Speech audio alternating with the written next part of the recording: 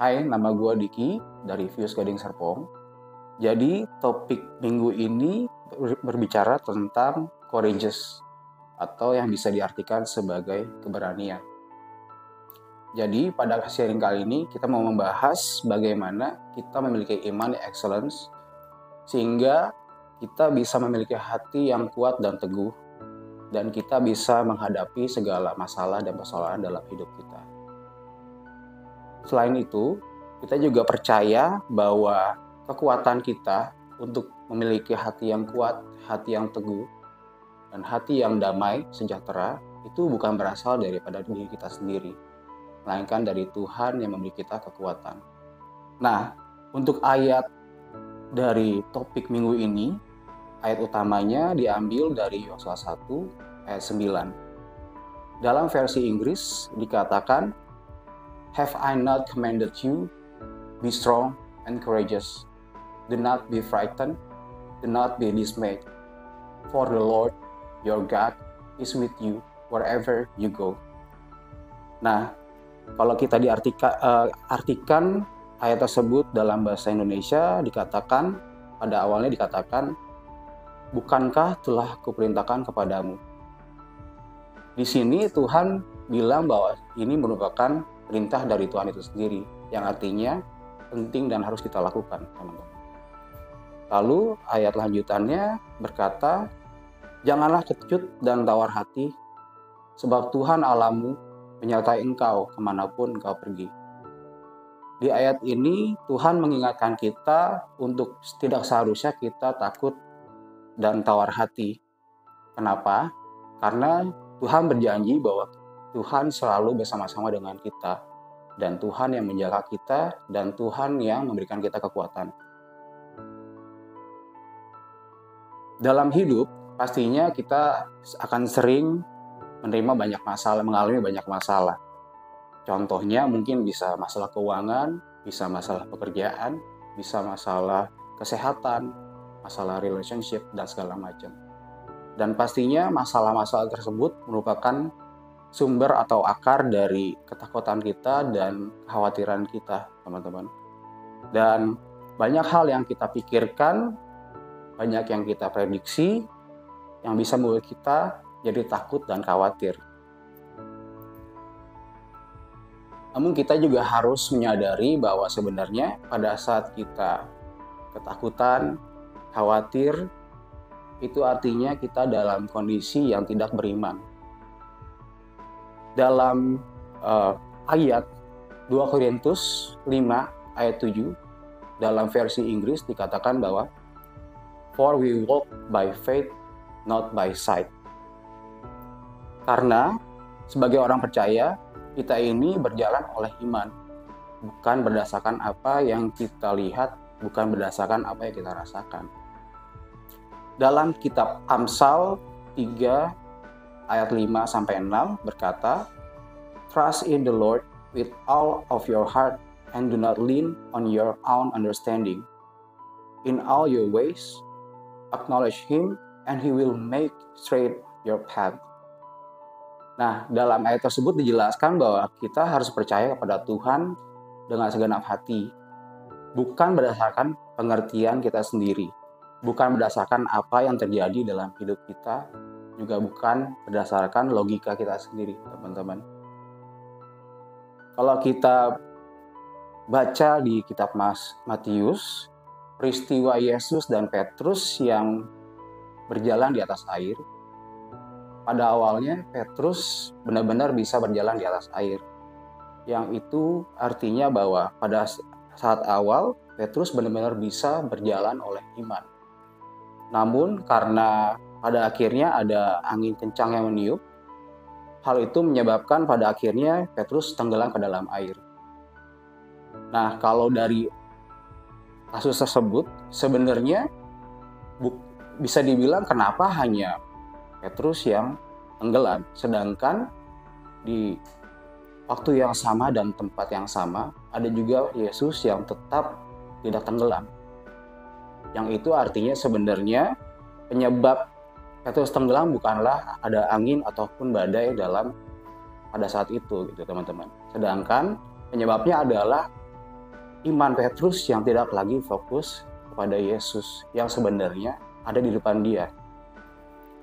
Sama seperti hidup kita, sebenarnya terkadang apa yang menjadi ketakutan kita, kekhawatiran kita bukan berdasarkan apa yang kita alami, tapi karena fokus kita yang tidak lagi berfokus pada Kristus, melainkan berfokus pada masalah-masalah yang selalu datang silih berganti, teman-teman. Nah, jadi sebenarnya terkadang penyebab tenggelam itu ya bukan kekhawatiran kita, bukan angin kencang, bukan juga mungkin badai dan segala macam, tapi iman kita yang harus tetap dijaga, yang harus tetap fokus pada Kristus yang sebenarnya selalu ada di samping kita. Selain itu, sebagai orang percaya, kita harus juga menyadari bahwa sebagai pengikut Kristus bukan berarti kita terluput sama sekali dalam segala masalah dalam hidup. Dikatakan dalam Mazmur 23 ayat 4, dikatakan bahwa sekalipun aku berjalan dalam lembah kekelaman, aku tidak takut bahaya, sebab Engkau besertaku. Gadamu dan tongkatmu itulah yang menghibur aku. Nah, dalam firman tersebut yang ditulis oleh Daud itu sendiri, Daud bilang bahwa sebenarnya dia tidak takut bukan karena Tuhan menghindari dia dari lembah kekelaman, melainkan dia tidak takut karena Daud tahu Tuhan selalu bersama-sama dengan Daud. Dan pada akhir kalimatnya dibilang bahwa gadamu dan tongkatmu itulah yang menghibur aku. Nah, dari ayat tersebut maksud Daud adalah dia tahu sebenarnya kekuatannya adalah berdasar dari Tuhan, bukan berdasarkan dirinya sendiri, teman-teman. Dan apa yang dilakukan Daud itu merupakan sesuatu yang menurut gua ya outstanding. Kenapa? Karena selain dia tahu bahwa Tuhan selalu bersama-sama dengan dia berani, makanya dia sempat bisa mengalahkan Goliat. Tapi lebih daripada itu, dia tetap bisa bermasmur dalam segala lembah kelam yang dihadapi. Bahkan banyak mazmur yang dia tulis berdasarkan pengalaman hidup dia yang mungkin dalam titik terendahnya. Dan dia tetap bisa kuat dan teguh, tetap bisa beriman kepada Tuhan, dan bahkan dia bisa bermasmur dalam titik terendahnya dia. Dan kalau gua recall lagi dari ayat utama kita, dari Yosua pasal 1. Jadi di pasal 1 itu sendiri, kalimat kuat dan teguhkanlah hatimu itu diulang oleh Tuhan kepada Yosua sebanyak 3 kali. Dan kenapa sampai Tuhan harus mengulang itu sebanyak 3 kali? Gue percaya bahwa sebenarnya hati yang kuat, hati yang teguh, hati yang berani merupakan kunci penting agar kita bisa membuka janji-janji Tuhan yang sudah disediakan bagi kita. Sama seperti Yosua yang harus menjaga hatinya tetap teguh, hatinya tetap kuat untuk menerima bangsa Kanaan bagi bangsa Israel.